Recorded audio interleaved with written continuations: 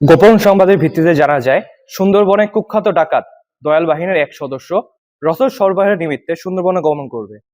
প্রাপ্ত তথ্যের ভিত্তিতে আজ 10 মার্চ 2026 তারিখ মঙ্গলবার সকাল 10টায় কোস্টগার্ড বেস মংলা ও আউটপোস্ট নলিয়ান কর্তৃক তাকব থানাধীন শিবসা নদীতে একটি বিশেষ অভিযান পরিচালনা করা হয়।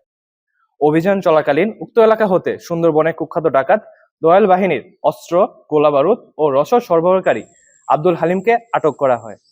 পরবর্তীতে আটককৃত ডাকাতের তথ্যের ভিত্তিতে আজ দুপুর 1টায় তাকব থানাধীন টাকাতলা খাল সংলগ্ন এলাকা হতে একটি 1 নলা বন্দুক ও 4 রাউন্ড তাজা কার্তুজ জব্দ করা হয়।